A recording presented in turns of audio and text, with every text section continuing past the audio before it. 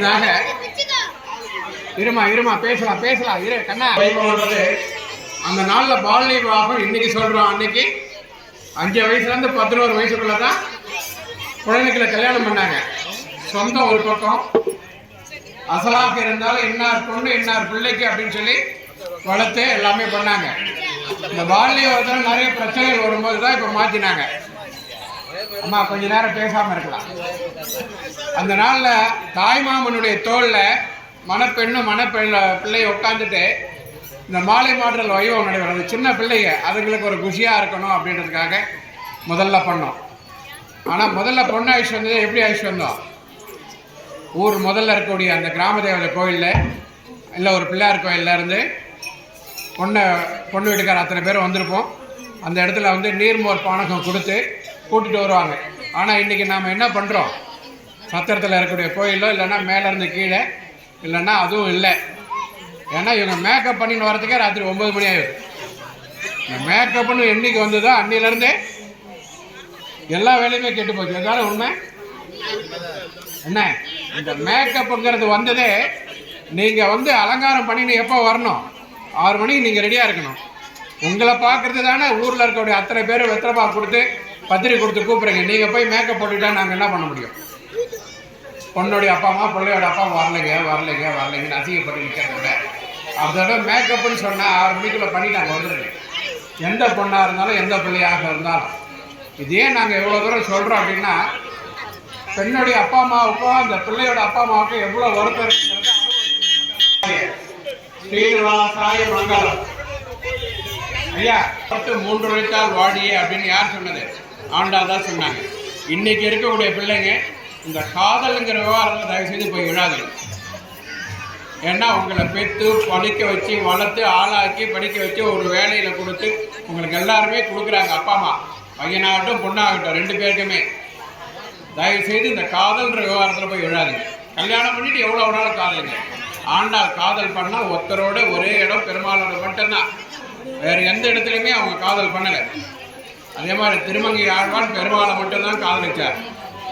அவர் எழுதிய பாடல்கள் அத்தனையுமே வந்து அவர் பெண்ணாகவும் பெருமாள் ஆணாகவும், அவர் இதுவாக இருந்தால் ஆழ்வாராக இருந்தாலும் பெண்ணாகவும், அவர் ஆணாகவும் பெருமாள் ஆணாகவும். அதே மாதிரி உமையுருவாகன் தோழர் விடுங்கள். அதே மாதிரி ஈஸ்வரன் தன்னுடைய பார்வதியாக எடுத்ததுக்கு அப்புறம் தான் காதலிச்சு எல்லாமே பண்ணிகிட்டு இருந்தார். அதனால் தயவுசெய்து கல்யாணத்துக்கு முன்னாடி காதலிக்கு எந்த பொண்ணு அப்பா அம்மா சொல்கிறாங்களோ, எந்த பிள்ளையை அப்பா அம்மா சொல்கிறாங்களோ அந்த பிள்ளையை கட்டிட்டு தயவுசெய்து நீங்கள் காதல் பண்ணுங்கள், என்ன ஒன்றாலும் பண்ணுங்கள்.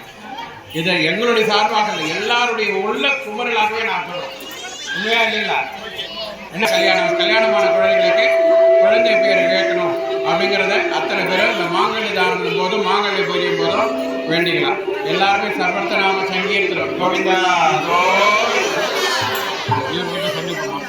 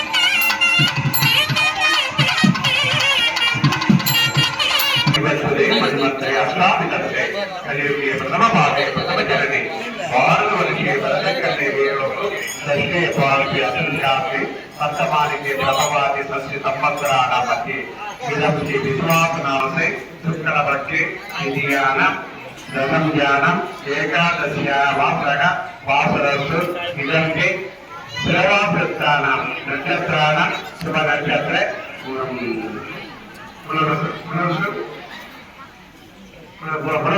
नक्षत्राणां शुभनक्षत्रे शुभयोगे शुभकरणे एवं सकल विशेषेण वसिष्ठायामस्याम् इदं हि वडालपात्रकेसरिवासिनां ग्रामवासिनां नगरवासिनां पट्टणवासिनां इदं हि सर्वेश्वराणां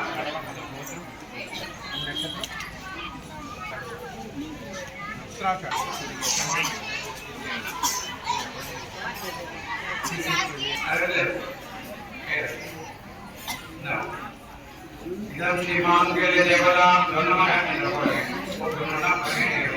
ओम जगते नमः ओम विगते नमः ओम विद्याये नमः ओम विद्याये नमः ओम सर्वपदप्रदाय नमः ओम सत्याय नमः ओम परमात्माय नमः ओम वासुदेवाय नमः ओम स्वाहाय नमः ओम शिवाय नमः ओम सत्याय नमः ओम हिरण्मये नमः ओम लक्ष्मणे नमः दासने बुलकन्यजाता परमात्माये आप्रे बिलबलयं रोरोरमदान करण्याचा कारादिया मंत्रं देवी